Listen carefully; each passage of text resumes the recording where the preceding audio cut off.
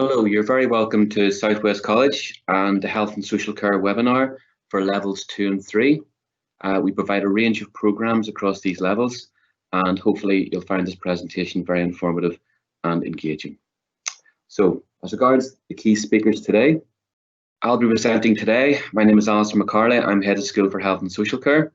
Roisin Bradley will be undertaking the rest of the presentation once I do the first 9 or so slides. We also have a range of key course directors across levels 2 and 3 from all 3 campuses in the college who are there to answer your questions as well as speak to you directly. If you'd like to submit a question, please follow the instructions as per the slide in front of you. You can type in a question and a course director will reply to you immediately in relation to what you've asked. So, what does the college offer in terms of facilities and experience? Well, for a start, we offer an excellent quality of teaching and learning. All of our tutors are highly qualified, often to master's and PhD standards, as well as being very much professional practitioners of what they do. Quite a few of our lecturers also come from local industry and local employers. As a consequence, they have a wealth of experience to show and to share with students in relation to level 2 and level 3. We also deliver within a very, very diverse learning environments. All 3 campuses are state-of-the-art. And as a consequence, we make sure our students receive a rounded experience, not just in terms of the knowledge that they learn on the course, but as regards the added value, what they learn in their work placement and what they learn from each other as well. Health and well-being is very important to our students. And of course, being a health and social care course, we make sure that students appreciate health and well-being in the broadest meaning of the word. We also make sure our courses are designed whereby students learn skills and knowledge important to industry and to future employment. Often our courses are developed in conjunction with skills bodies, in conjunction with the sector itself. So as a consequence, students are learning important, relevant and detailed information which they can take into future employment or into higher education. All of our level 2 and level 3 courses also have work placements at the very centre of what students learn and experience. And that's something we're very proud of. We're one of the very few colleges in Northern Ireland, for example, to have their own placement officer. As a consequence, if you come on board a level 2 or level 3 course, you will put on a work placement whereby you will learn real living skills in relation to the world of health and social care. So, moving on to the next slide. We also provide extensive pastoral support for all of our students. There'll be a very detailed induction program at the start of your course in September, and likewise there'll be continual engagement from the student services team across the whole range of experiences within the college. The student services team will engage you as regards financial support, counselling, careers advice and such like. And in many ways that reflects what the college is all about, an open door policy, a policy whereby we believe the students should be engaged with as mature young people, as people who want to enjoy life to its fullest extent in relation to health and social care. Within all 3 campuses, for example, we provide a range and breadth of extracurricular activities. We also encourage our students to get involved in skills builds competitions across Northern Ireland and the UK. Students in turn have access to innovation centres. Every single campus in the college is an innovation centre whereby students can learn much more about education, about learning. We also make strong community links within our health and social care programmes. Often students are involved in fundraising, charitable work and such like, field trips, whereby they're learning much more than what they learn within a classroom. And we like to encourage a social enterprise ethos at all times as regards what the students do learn. So moving on to the next slide. Within the college, we'll support you, as I said before, in relation to student services, financial support, careers information and such like. You can avail of a part-time student award or a full-time student award. Likewise, there are many financial incentives in relation to studying at Southwest College. Of course, being a college, it's a very, very different experience. There's no uniform. There's rules and regulations there's an attendance requirement, and there's submission deadlines as per any course. But we treat you like adults, and in turn we expect you to behave like an adult as regards meeting those deadlines and attending well. Likewise, as regards levels 2 and level 3, they're the first step in your educational pathway. And within the college, we will offer you many pathways in relation to higher education within health and social care or early years, whether it's here in the college or whether it's at Queen's University, Ulster, or Republic of Ireland or the UK. So in many ways, see this as the first step in your journey in your educational career. Within health and social care, we also offer international opportunities through Erasmus. For example, quite a few of our health and social care students last year were involved in placements in Sweden. And that's been happening over the past 3 years. So again, we have many proud links we've embedded within the programme, and we continue at all levels. And as I said earlier, all 3 campuses are very modern, state-of-the-art as regards industry standard equipment. We have skills rooms for health and social care in at least 2 of our 3 campuses, and the intention is to have a 3rd skills room whereby students can learn relevant, important skills as regards health and social care. And we also finally have a track record in delivering online. So in many ways, come to South West College, you should be very proud of what you're learning and how you're studying. Next slide, please. And as I said earlier, it is not just about what you're learning within the classroom as regards health and social care. We also try to create a rounded individual and a rounded person in terms of our clubs and societies, whether it's sporting associations or whether it's anything else in relation to this. So please try and embrace, if you do come to the college, the whole college experience, and appreciate it's not just about a course, it's about a way of life in relation to South West College. And as I said earlier, we also offer free confidential counselling in relation to our student services team, and we also have access to the Students' Digital Support Hub. And the reason I say that is because health and social care itself is an area which is fully understanding of any of the mental health issues which students might have as regards college life. And we're always there to support you, whether it's the course team or student services department within the college. In relation to the 6 courses we're going to discuss today, we offer a level 2 and level 3 provision in relation to Pearson's and City and Guilds, who are the two largest and most respected awarding bodies in the UK. So rest assured, you're in very safe hands as regards the qualifications on offer. I'm now going to pass you on to Roisin, who's Deputy Head of School for Health and Social Care, and Roisin is going to take you through all 6 courses in relation to this.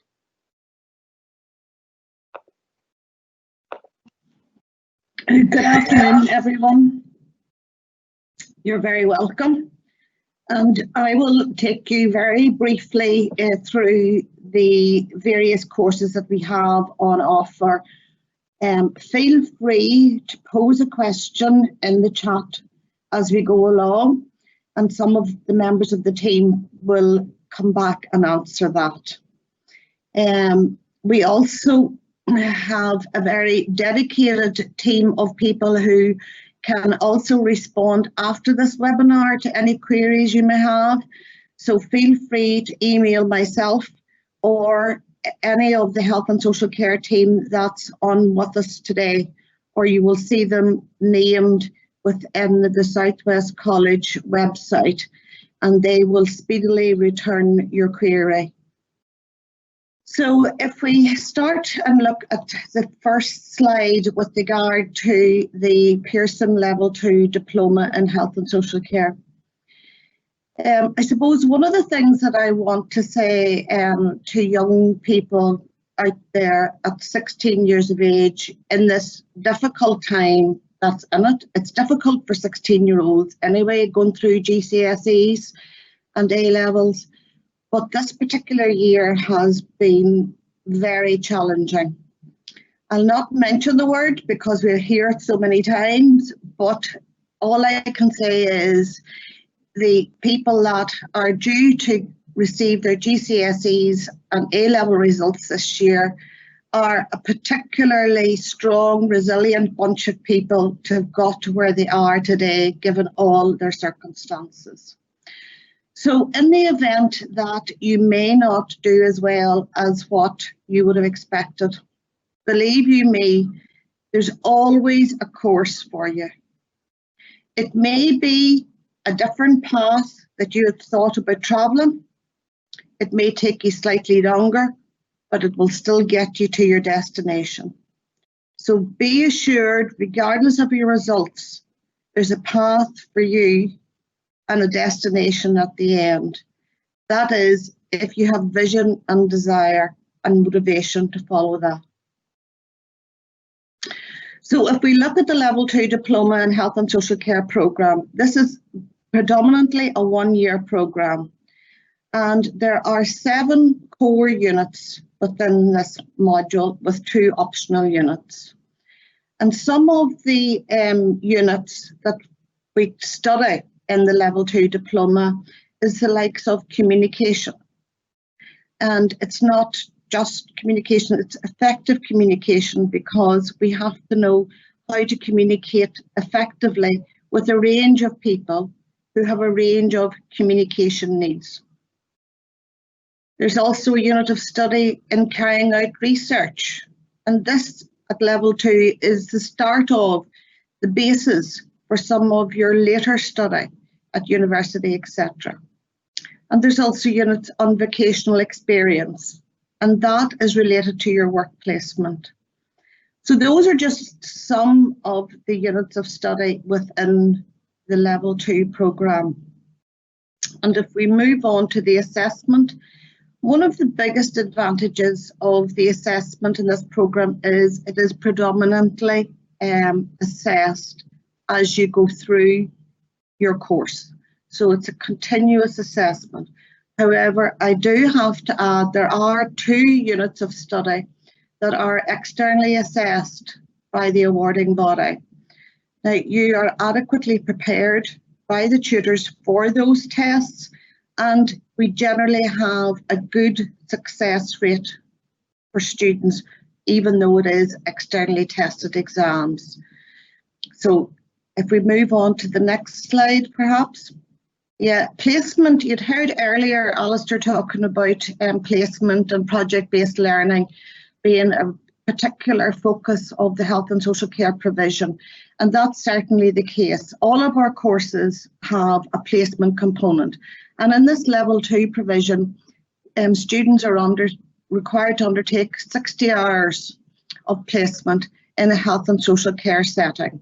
Now, you do have choice as to where you can go on placement. It can be one that's near where you live at home, and in conjunction with the placement officer, they will help you decide and secure a placement opportunity for you. Now, that usually is organised in 2 separate week blocks over the course of the academic year. If we move on. So what happens then after Level 2? Well, if your grades are good enough, then you can progress to a Level 3 extended diploma in health and social care. And we do ask for at least a merit standard in your Level 2 qualification.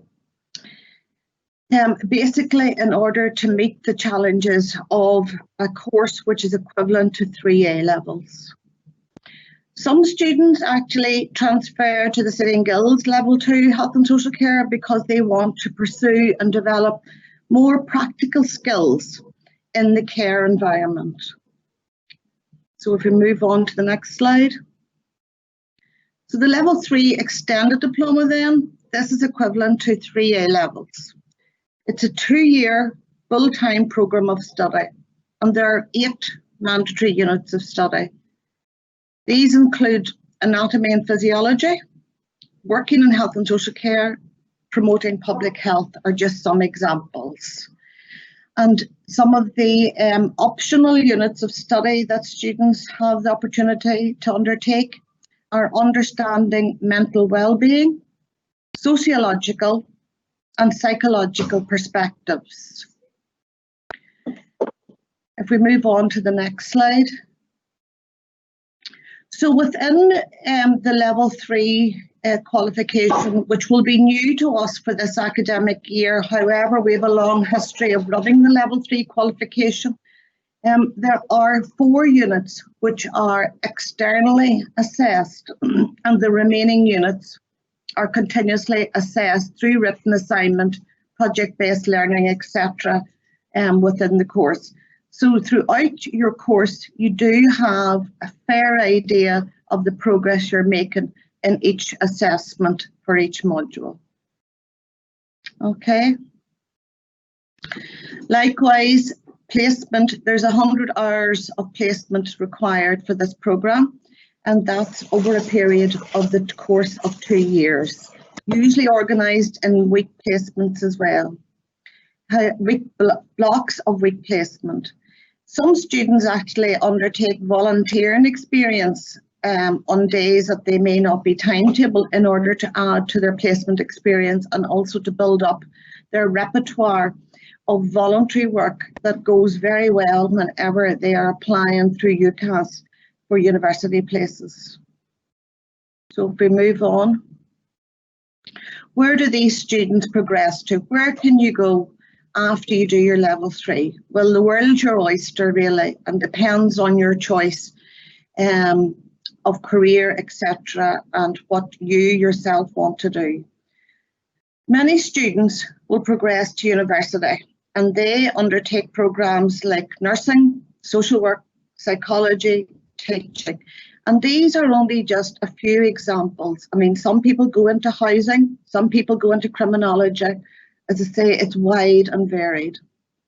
Other students will remain in Southwest College to study more locally, and you're very welcome to do that as well with some of the programmes that we have on offer, such as our foundation degree in health and social care, and we also have a HNC in health and social care on offer on all 3 campuses. And some students actually choose to go into employment for a period of time and then progress on to university after they've gained quite a number of months or years of experience in the health and social care field. So we then have a Level 2 and a Level 3 certificate in induction into adult social care. And these programmes are particularly suited for some people who want to get to know whether adult social care is something for them. And as well as that, it is predominantly assignment based. So the knowledge, this is a knowledge only qualification. However, it does link very well to the diploma qualification, which is a competency-based qualification, and by that I mean you are assessed demonstrating your ability to undertake your ability to undertake a range of care activities in order to demonstrate competence. So by their Level 2 or Level 3, we can discuss which level is most suited to your needs and your previous qualifications and experience. So that's a good qualification if you want to start off and explore the health and social care field while based predominantly in college. And if we move to the next slide. So moving on to the Level 2 and Level 3 diploma, we've talked about this previously. This is a competency qualification which has 4 mandatory units, both in the Level 2 and 4 mandatory units in the Level 3. And examples of these units are called communication, health and well-being, principles and values, and continuous professional development.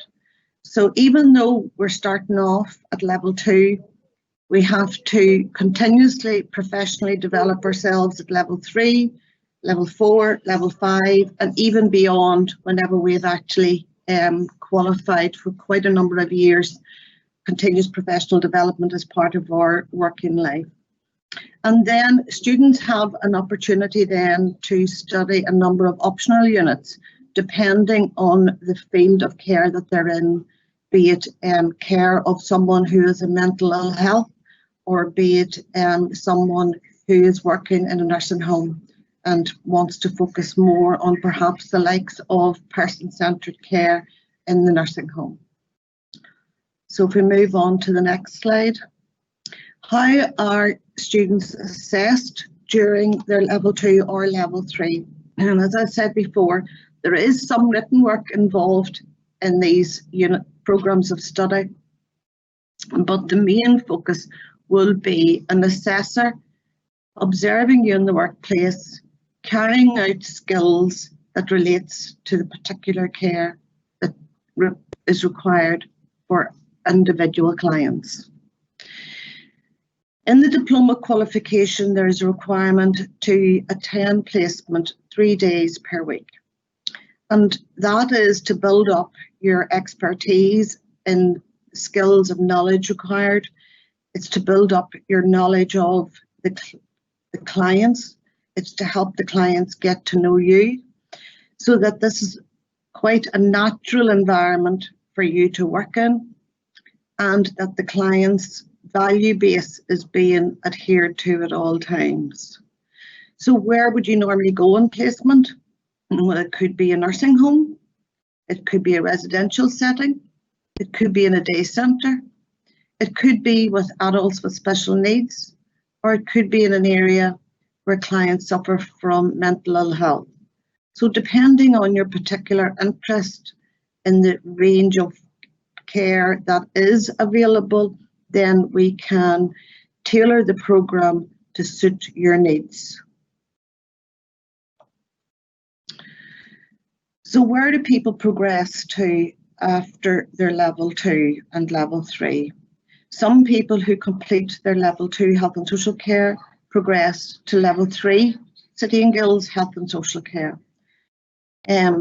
For some people who have completed their level 2 health and social care, they will go into the field of work and gain employment.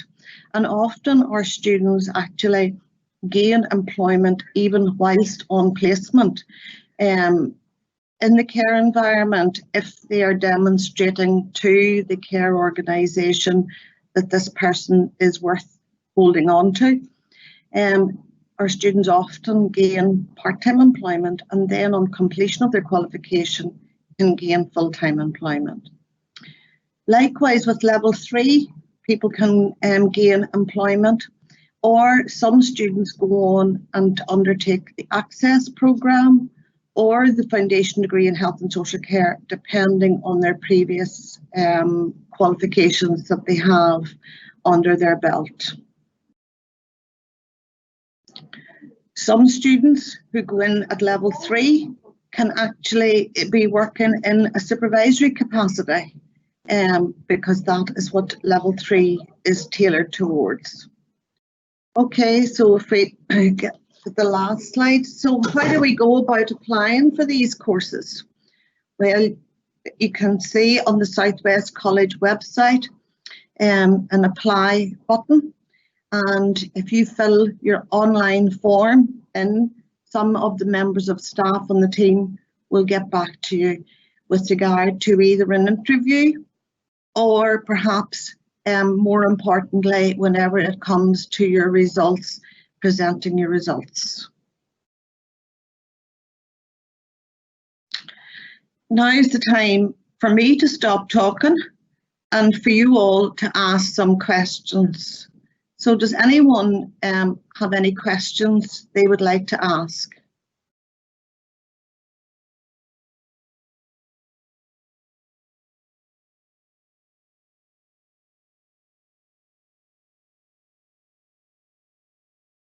You can do it by taking off your mic, or if you prefer, to enter a question in the chat box. Looking into our Q&A, we do appear to actually have a number of questions popped up inside our chat. We may be publishing these for people to actually be able to see, or they actually have been individual questions. Please feel free to ask any questions in the Q&A panel.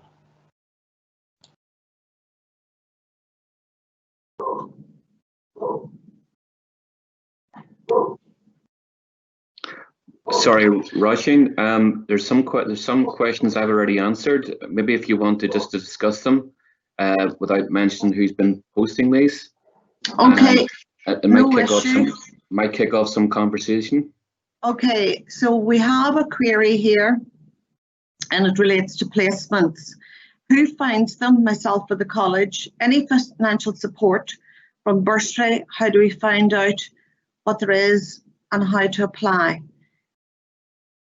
So are we talking about City and Guilds placements, or are we talking about Pearson placements?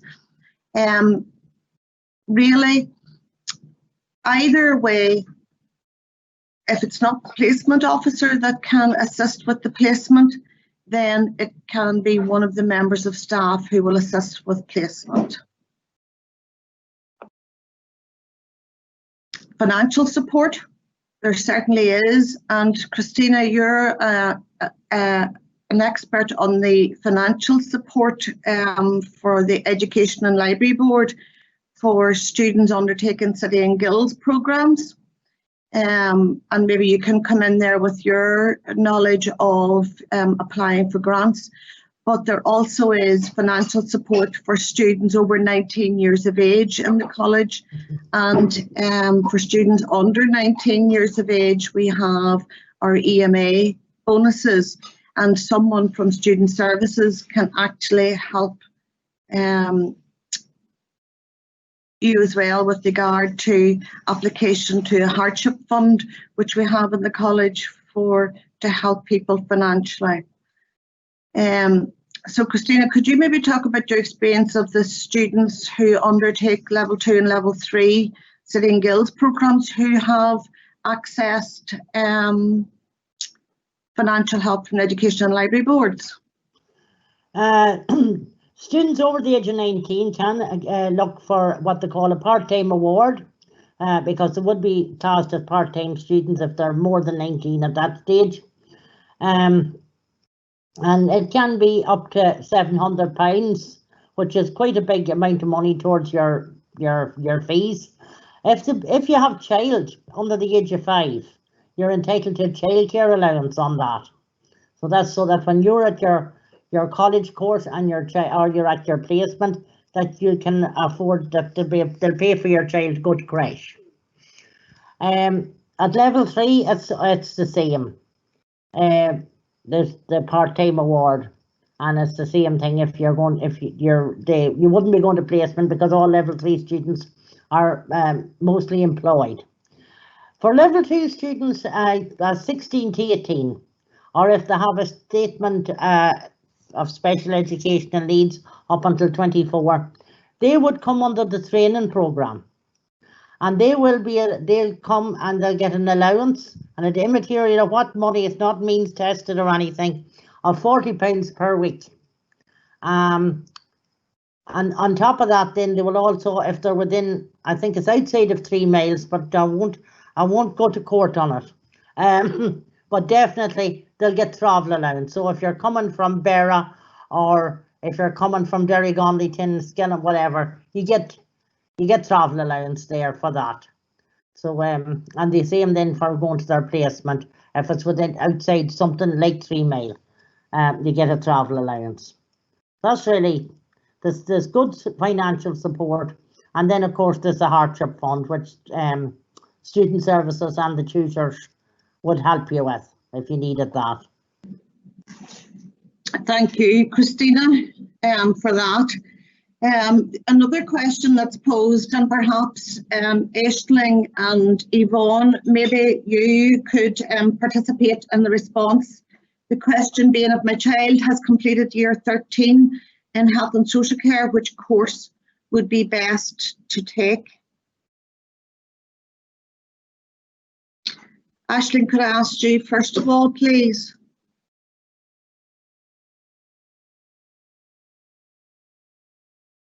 So if your child has completed year 13, what course would be the best to take? The best in relation to level 3 or level 2? It's a very broad question. It depends on the GCSE results that your child has. Again, if you have 5 or more GCSEs, it would be level 3, or if it was less, then level 2.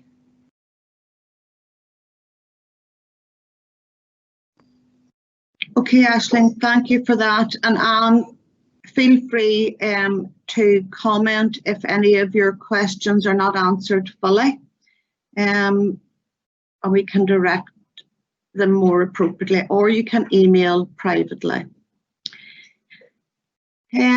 One of the other questions that has been... Can I... Yvonne, sorry. Yeah, hello. Go on ahead, Yvonne. Just going from past students, every year we've had year 13, a few year 13 students apply.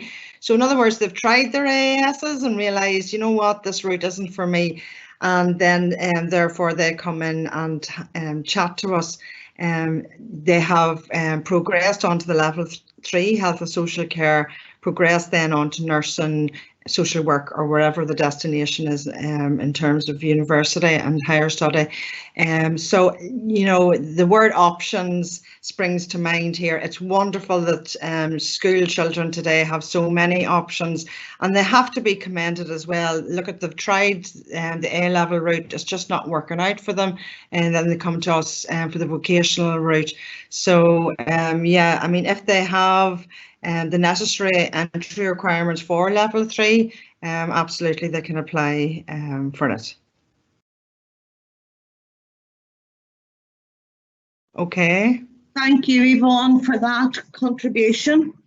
There is another query here. Can the level 3 BTech in health and social care be taken as a 90 credit diploma?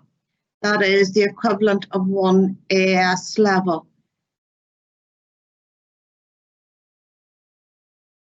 Sorry, Emma McCartney, maybe I could get you to answer that. Yes.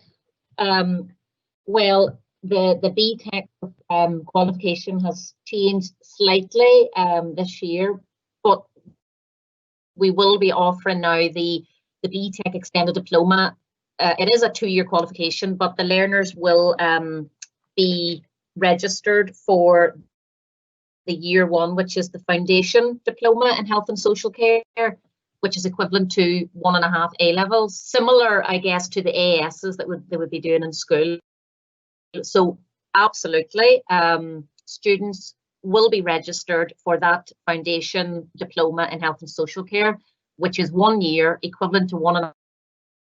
And if at the end of that year, students, maybe they're combining it, which is what you were talking about earlier, Yvonne and Aisling, maybe they were actually going to combine that with what they've already got from school, from doing their A-level study, and maybe that would be enough for them to move on into some higher education course. We would be always trying to encourage the students to stay on to complete the full 2-year qualification with us, because most degrees really require the students to have at least 3 A-levels.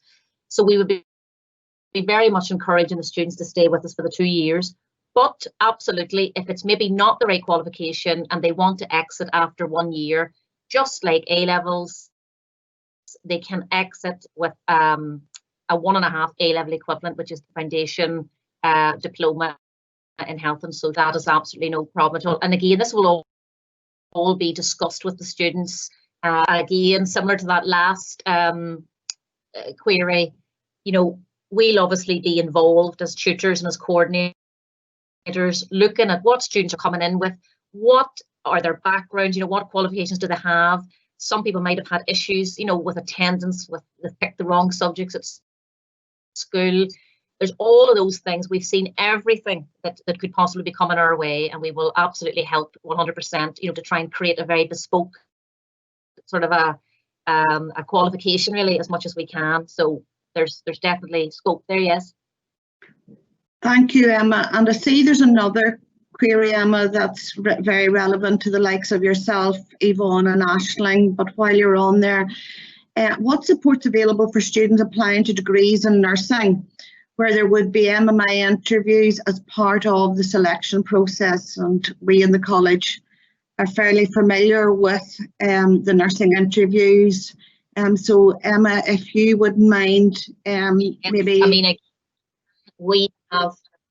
I have a number of my second years have applied and been successful, so they have their conditional offers now for nursing. There's at least I think there's about 5 of the girls who are moving into adult nursing between Queen's, Magee and Liverpool. So what was coming into year 2, September, October time, there's contact with the careers officer in each campus.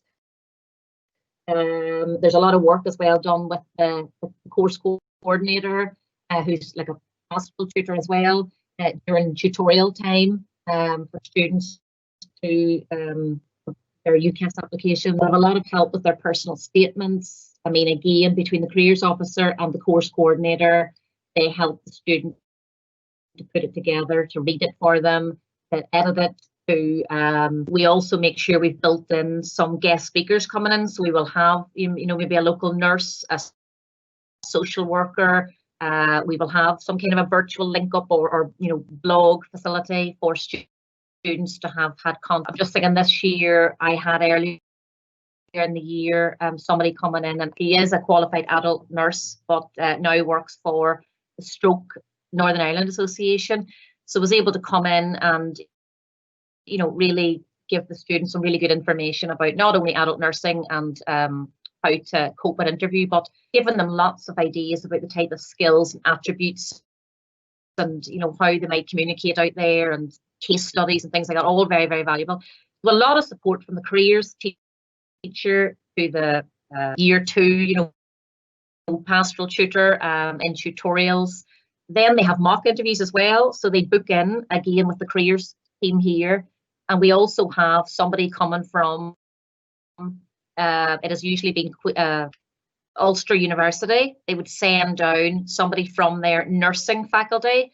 So it is absolutely ideal that somebody from the nursing faculty comes down and sits along with careers officer and usually another person. And actually the students book in and they have an actual simulated experience of undertaking a mock interview. So many of our students participate in that, and they also get a little report generated showing them how they've done, how well they've done, or where they could do better. So there's a lot of support built in there that I don't think you'd necessarily get maybe in other areas, maybe in other places. Can I just add, that's a very concise answer, Emma, well done, but I just want to also add the fantastic link we have with the local SWA, the Southwest Acute Hospital, so where the students can come, and they always have a day open for us in Southwest College where we can go and see the facilities and listen to the employees again across the different strains of health and social care. It's an absolutely fantastic day. Our students, in addition to work placement, I would always ask them every year if they can to apply for volunteering in the SWA as well, which basically means 1 week of their Easter holidays or 1 week of their summer holidays to spend a week around the hospital is also excellent experience. And earlier in the PowerPoint, you mentioned the skills competition, Roisin. If you want to, I remember Christina. It's good to see you today, Christina. Christina and I went over to England with past students who are now qualified nurses to take part in the skills competition. It was absolutely fantastic the way it was set up. In fact, Queen's now, their new interview is very much like the skills competition. If you want to explain more about it, Roisin. Yeah, Yvonne, no problem. I suppose we can talk about the skills competition in a wee minute. But Aisling, is there anything that you want to add in addition to what these girls have already said with regard to the support students are given for applying for degrees in nursing? And then we'll talk about the skills competition. Well, actually, Christina, I think maybe you're the expert on it, so you might be able to talk better than me. So Aisling, first of all, if there's anything you want to add, no, to that query. The girls have covered it competently between skills build and between the Faculty of Nursing coming out and between in-house support and also qualified nurses teaching them. They have covered everything there perfectly. Great, thank you, Aisling. Thank you. Christina, do you want to talk about your experience of the skill build and where we've actually ended up in the finals? Yeah, skill build is something that's right across the board, from airplane mechanics to nail technicians, and health and social care people come in there too.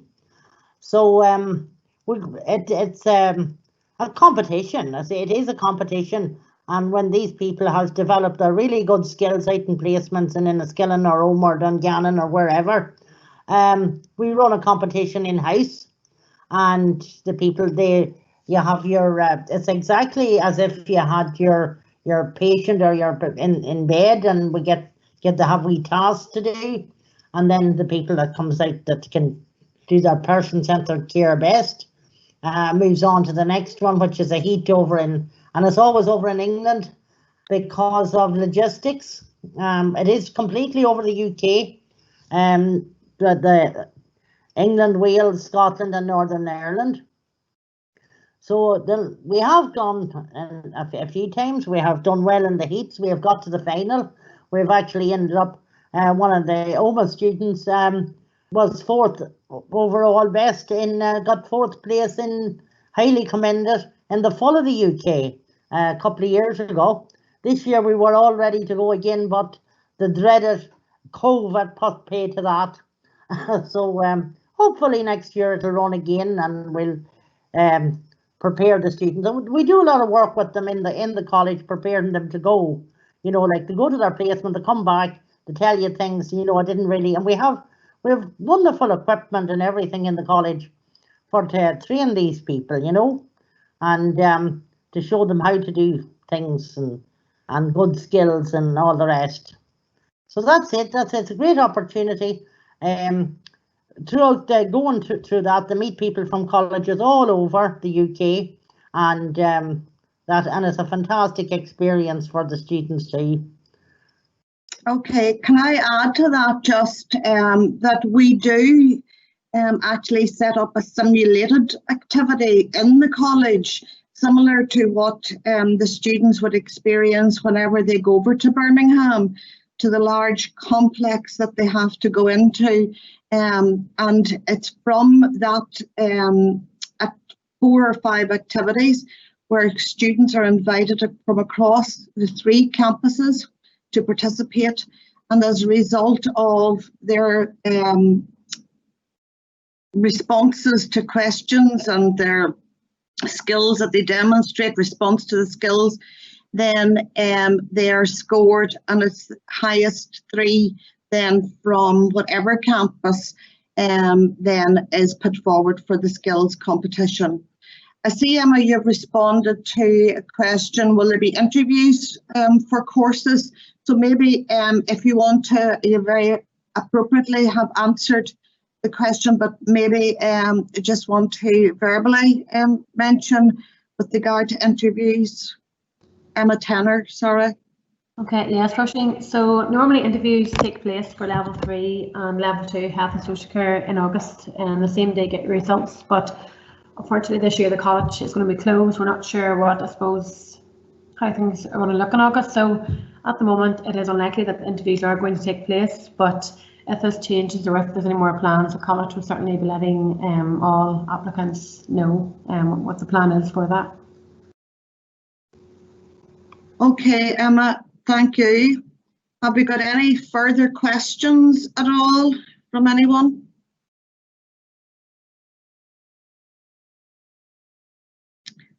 All I think it takes from me now, if we have got no further questions, as I said, feel free to email any of the staff that will be highlighted in the college prospectus on the website. All it takes from me is to thank Aisling Kelly in Dungannon, Emma Tanner in Dungannon, Christina McCarney in Omagh, Emma McCarney in Omagh, and last but not least, Yvonne O'Brien in the Enniskillen campus, and to the technicians who have assisted us today. Thank you very much for listening, and hope to see you in September or some of your young folk. Okay? Thank you.